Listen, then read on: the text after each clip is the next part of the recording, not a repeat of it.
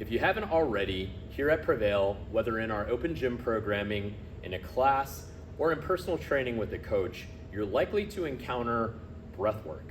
So breathwork strategies or breathwork techniques are basically a means by which we can intervene into a bodily process that is normally automatic, that's breathing or respiration, and we can use a specific method or a specific technique and develop a skill that will allow us to modulate or to change the psychological or the physiological state of the body. So in essence, we use breath work in order to create a change in our state that can either kind of ramp us up if we're ready to go into a strenuous workout, for example. We might want to use breath work as a preparation for that, or we might need to cool down or to de-stress, and we can also use breath work to induce a relaxation response. There's a bunch of detail we could get into about breath work, but for today and in this video, we're going to be looking at one specific technique. It's a basic one, but incredibly effective and definitely a foundational technique for further breathwork training, and that is box breathing.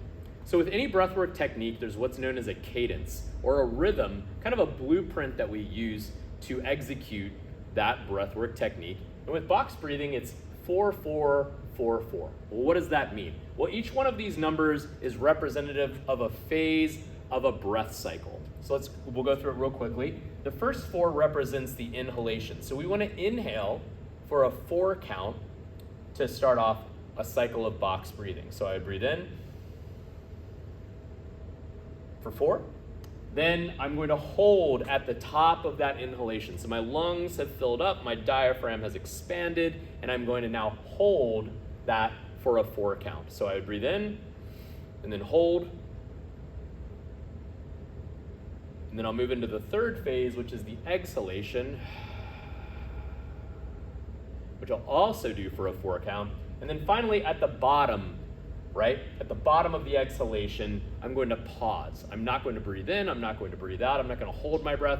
The breath is now been purged from my lungs. I've breathed my entire inhale out, and I'm just going to hang out there also for a 4 count. So let's go ahead and recap that real quickly. We're going to inhale for 4, hold for 4, exhale for 4, and then pause at the bottom of that exhale for 4.